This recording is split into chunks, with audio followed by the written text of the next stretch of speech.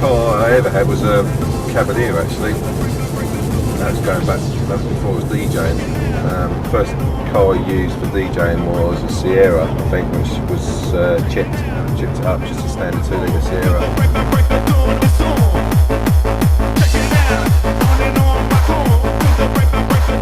I'm currently driving an Audi, but I've had quite a few fast cars over the years.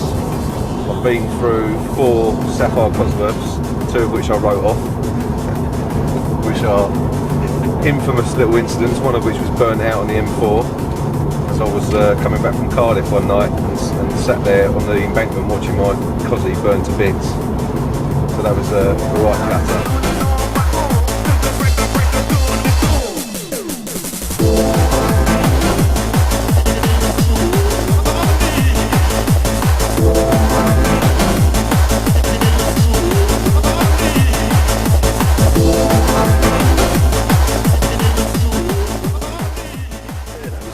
Riverside. Hang on a minute. Hello, mate. Mike, is this your second job? Oh shit. It's a promoter from Slamming Vinyl. Yeah, just a window wash, please, mate. Don't tell anyone, side, please. All right, mate. You got back quick, didn't you? What time did it end? 6. I won't charge it. Oh yeah, mate. Have £2 as it's you. There you go, mate. All right, mate. Gee, Darren, can you believe that? You didn't know you worked there, did you? No, I didn't know he did nothing like that part-time. God, dear me. No wonder he's got that nice car. Well, you know, all these ravers say that all these promoters make lots of money, and there he is out on the street corner doing the windows, you know what I mean? He does work for his pound notes, mate, but cool blimey, does he look after him?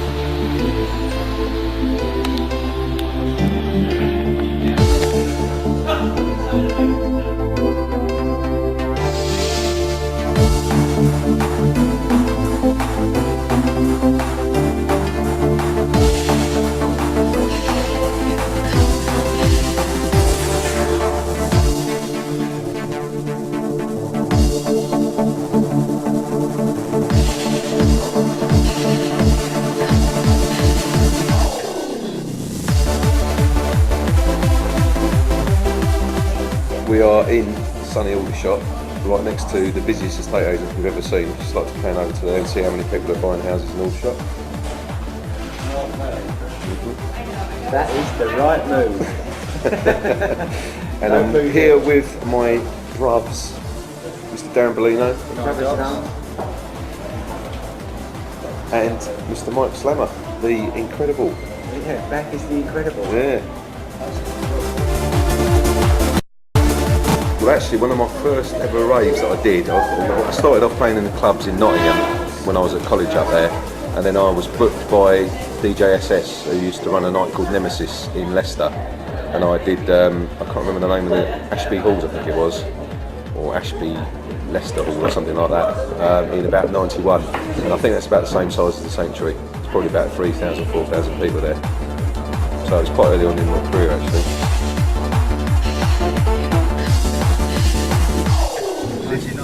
If you can hear me above Darren's inane banter in the back, we're actually just pulling up to where Hardcore Heaven very first started, I'd like to speak to you. which is just up here. It's now called Cheeks, but it used to be the Ribbon Station, and it's a very famous place. Mike, there's a couple of your mates there. Or is it going to be the same as last time, or what? There you go. And this was where? This was probably the most popular hardcore venue in the South East. It was around every weekend. Yeah, pretty much every Friday, wasn't it? 1,000 hardcore ravers. This is where you started Hardcore Heaven. Yeah, Or Slamming Vinyl even. This is where the first really did Slamming Vinyl, wasn't it? I remember getting my first girlfriend on that wall just there actually. Yeah, it was as well. This is also where United Dance used to do monthlies.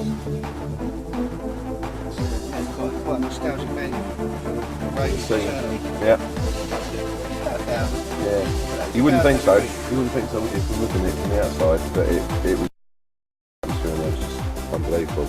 It looks like more where Si lives now. Yeah, in fact. So See that little green thing at the top there? That's my toilet. Yeah, obviously the main venue still for hardcore is the Sanctuary, which, I mean, as you saw when Hardcore Heaven did it last week, it was yeah, they, you know, transformed it, made it a bit wicked, and that's what. I mean, I know a lot of people say, oh, you know, not the Sanctuary again, but it just depends on who's promoting there. And very surprisingly, Hardcore Heaven did a good job.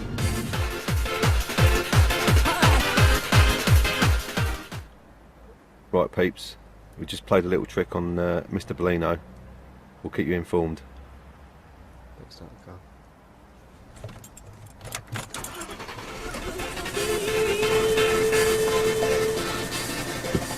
We're just going for a little burn. See you later.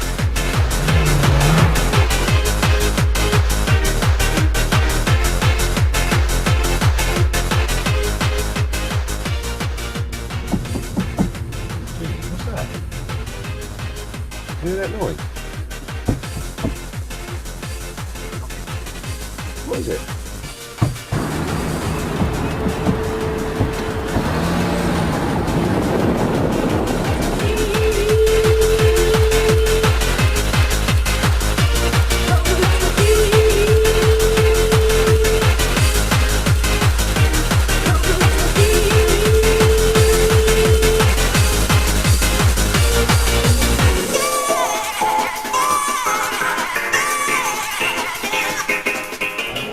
I mean, a lot of people, you know, I get emails every day saying, oh, what does it take to be a big DJ? So, you know, how can I break into the scene? And, you know, I know we've concentrated on cars a lot because obviously that's one of my passions, but I mean, it does play a big part. You know, you've got to be, if you want to be a big DJ, you've got to be professional. From, you know, I know you can have a laugh and you can do this and do that, but at the end of the day, it comes down to professionalism. And especially if you've got 3 gigs in a night, you know, that you've got paying ravers who are expecting to see you. All those gigs, you've got to be there bang on time, you know, so it's a really important part of it. And obviously being able to play a set even if you've been on the road all night.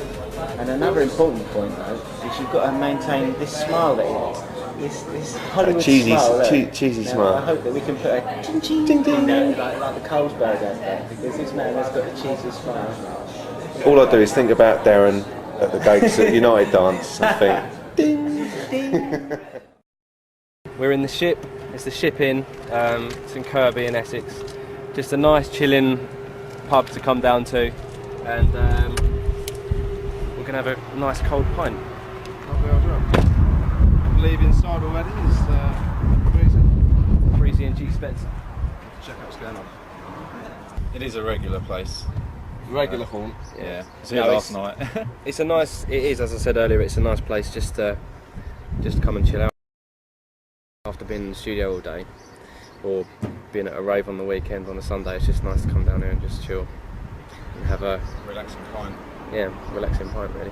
'Cause it's not a Larry pub, so it's just nice. Glass out of the way. Okay. G Spencer. I'm 24. Been producing for the past 3 years. I first met Darren back in '98. I was looking to get some decks. I met him up at a UK dance night in Clacton, and just going to him for advice, and then we got in contact ever since. we got in contact, and then found out he lived opposite me, and then ever since then it's been yeah, we're best mates now. Go around together, around to all the events, have a laugh, down here, get drunk. It's a walking distance. I'll just point something out. Blender's beer to the brim. My beer to the brim. Breezy, look at that. Monster. First he worked with, boy. He's like animal. Oh, I only had one, whereas they've had 3. That's what fruit machines are thirsty when I Oh, yeah, they are.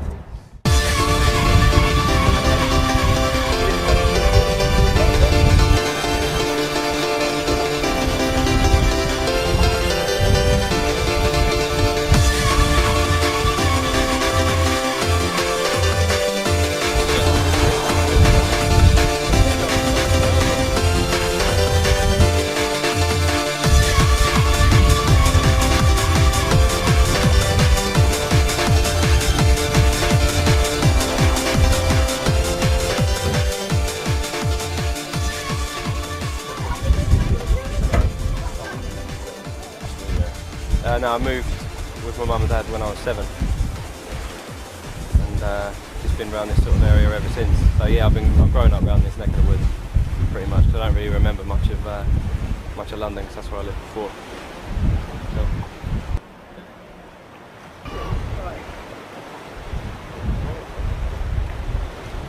It's nice to come back from the raves when you've been playing out, and it's just nice to come back because it's quite chilled and by the sea and stuff. Yeah. But it's probably not so useful as a DJ because obviously most of the parties we play at are kind of, you know, around the Midlands and around London and down the M4 near Wales.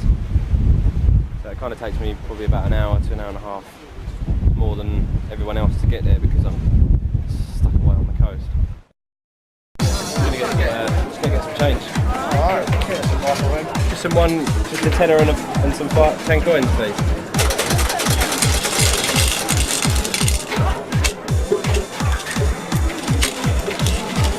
Thank you. Alright.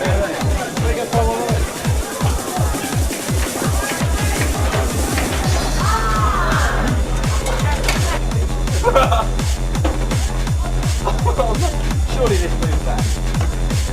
It does.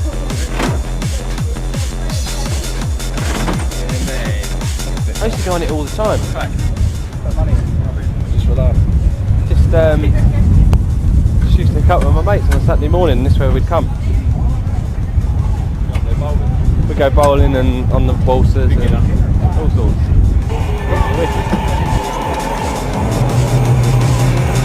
What colour are you, Gus? Yeah, just drop.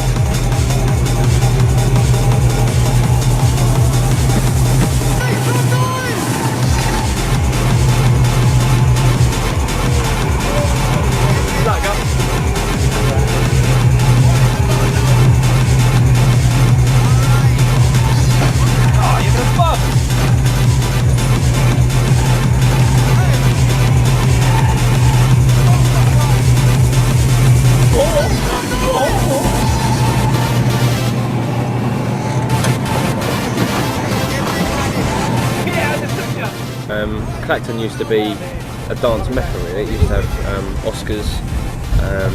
We used to do UK dance nights, myself and Force, down at Rumours in Clacton. And they used to sell out. It used to be about 1,000 people in there every single time with DJs like Rat Pack, Nicky Black Market, Force and Styles, Hixie, Slipbat, Seduction. There's one resident. There was someone else I can't. Oh yeah, he used to play upstairs. Breeze. He used to play there now and again. He used to do a nice 9 till 10 warm up for us. I remember why I hang about with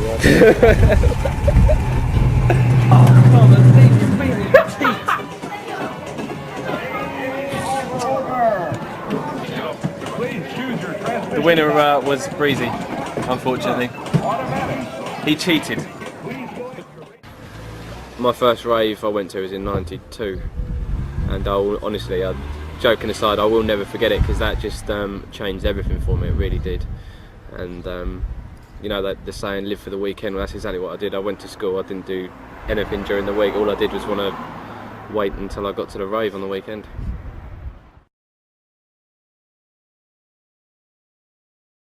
Do not attempt to leave the dance.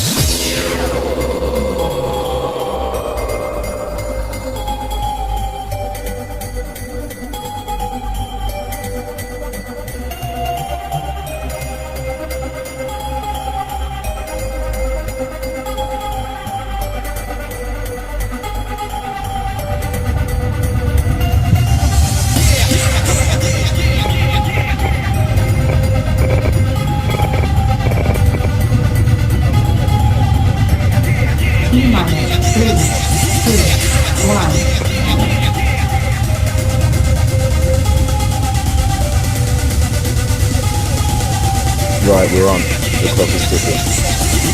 Do not attempt to leave the dance.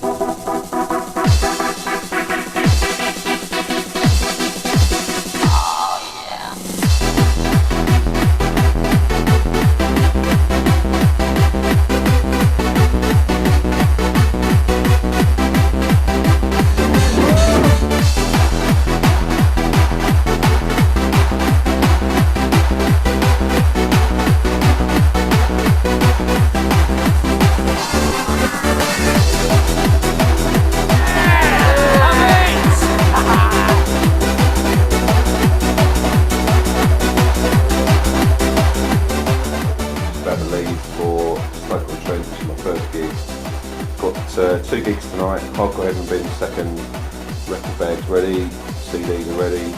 Let's go.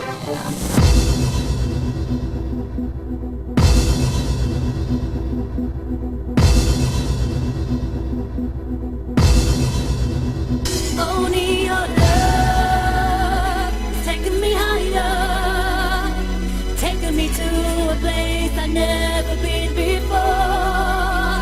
Only your love is taking me higher. Nobody else I know could ever give me more. It's such a buzz, it's such a vibe.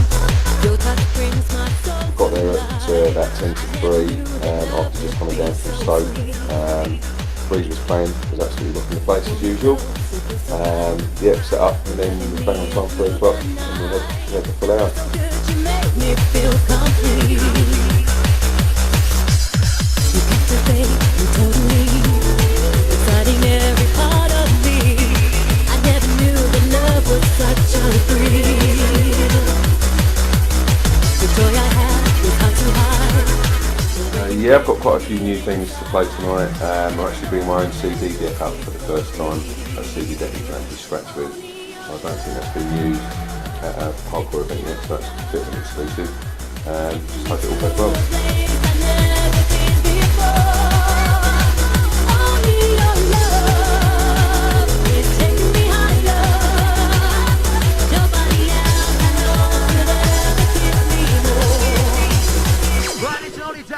Only down, get your whistles ready, get your horns ready. If you ain't got a whistle horn, get ready to scream on the count of 3. It's the UK #1 Scratch Master, and there's only 1, 2, stay!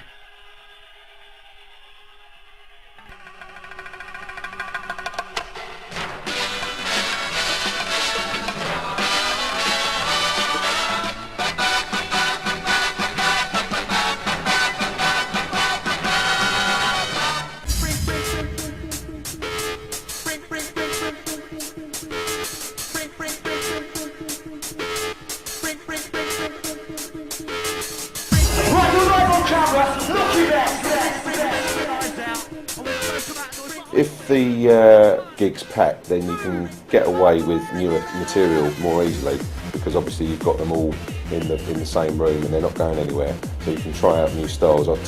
If it's a smaller venue with not so many people, then you've got to try and keep the people on the floor, and that often means that you've got to stick in the odd anthem, you know, fairly regularly. Whereas, I mean, tonight I played fairly up front. There's only a couple of older tunes that I played.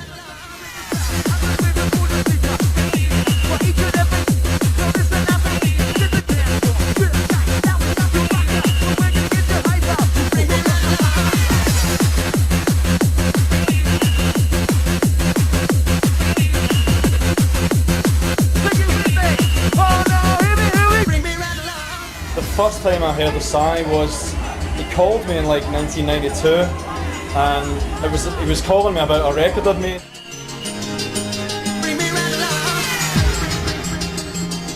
I remember at the time he was playing a lot of kind of breakbeat stuff, probably Virgin on drum and bass or jungle at the time, you know, and over the years his style, you know, the bass drums have got bigger, he went away from the breakbeats, and he also does a bit of garage, I believe.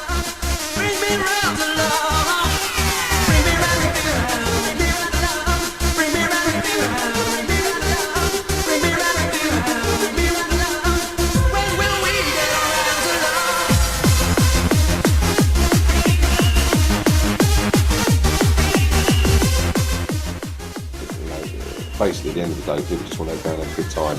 That's what they pay their money for.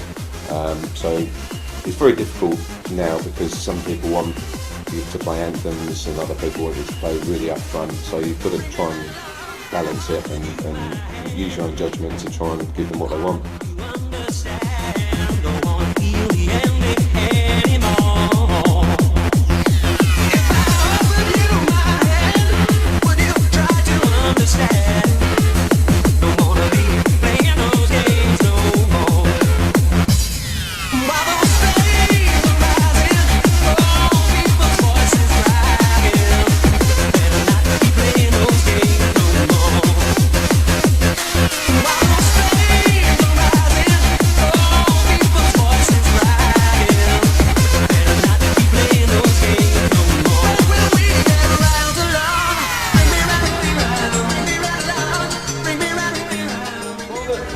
thing that I've always noticed about Si is that he's always very uplifting, very bouncy.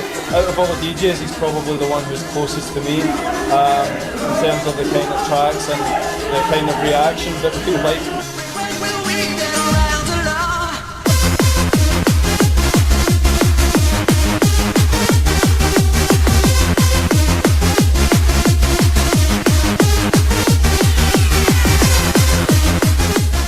His style has changed an awful lot. I suppose everybody's has though. He's out mine, I still read the same old stuff. Where's the noise for Google? Marty Smiley!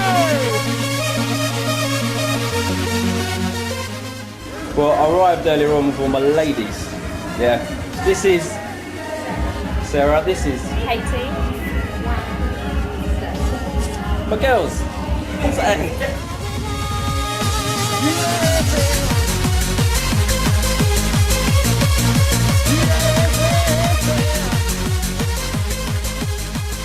Oh my gosh, listen. For the past hour, DJ Dougal Essential Platinum, MC Marley, MC Smiley, please make some noise. 1, 2, 3!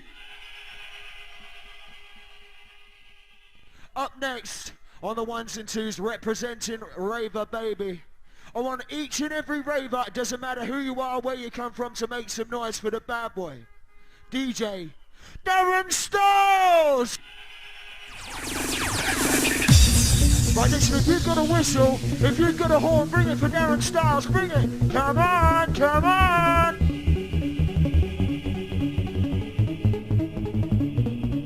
Hold tight, Sharky.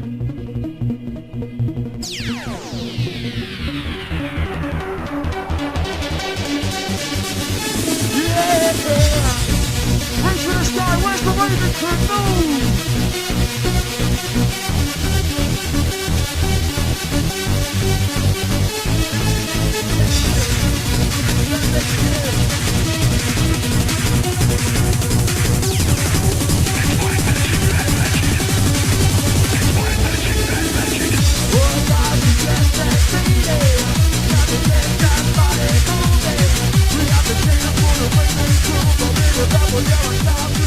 Now, Darren Styles, his favourite colour's blue.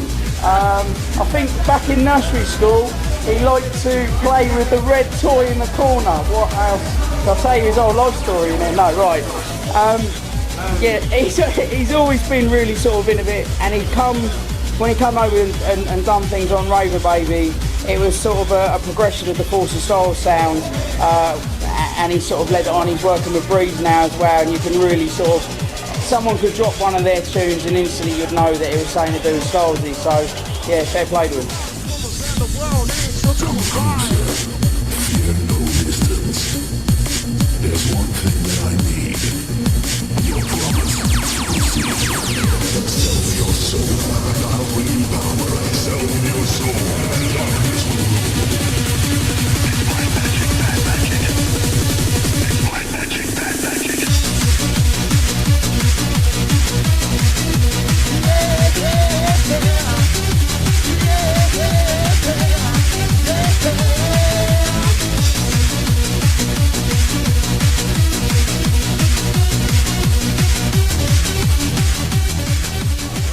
Well, in the last 2 years especially, they've obviously got a lot more trance influence. I love trance music, I like vocals. I've always made vocals hardcore. Just uplift. I just love uplifting music. See them put their hands in the air, and I just get into it as much as they do. I love it.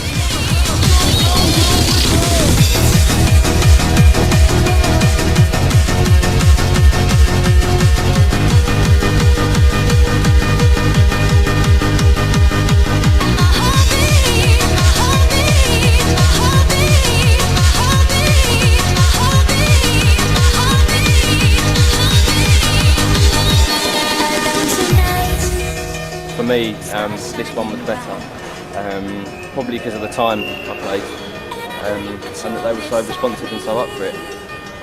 Obviously at 5 till 6 you can't play so many upfront tunes. I think it's best to play quite a lot of tracks that they know, and yeah, it paid off, I think. And my heart beats just like a drum in my he's always sort of led his very own sound. His production and the way he plays his music is always really good. He always sort of tries to push the boundaries out on something a little bit different, which is good.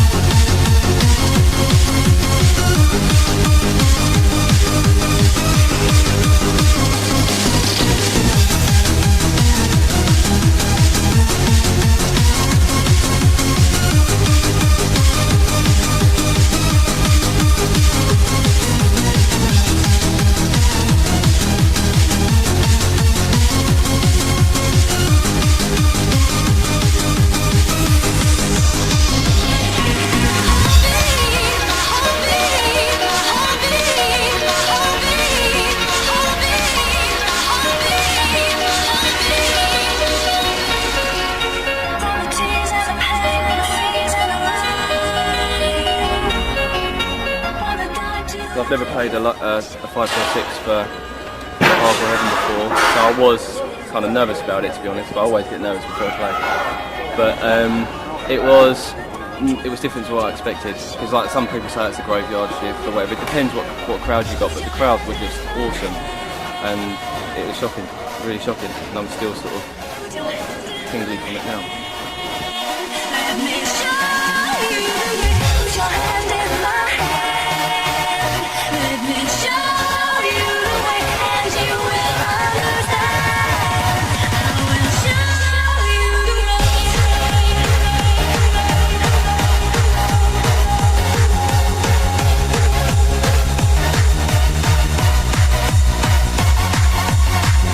Like tonight, you got Karim in the main room, you got Viper, you got like the Raver Baby DJs, you got right across the board, you got Sharky, Kev Energy, and they're all playing different music, which is wicked, and it's the whole vibe's back again, and it's good because there's a couple of big parties on tonight, and the people out there just proves that they want to come out and rock to a bit of hardcore, so it's good, a good sign tonight.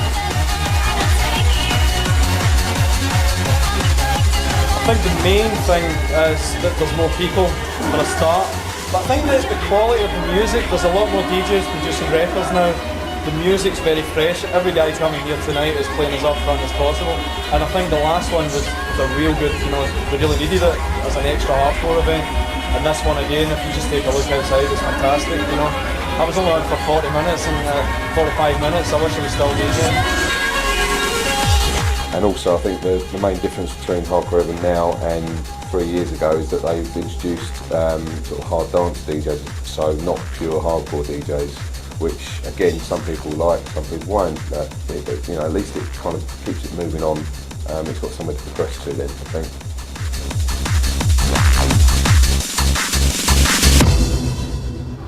I'm buzzing. Natural high, mate. It was really, really good. Really, really good.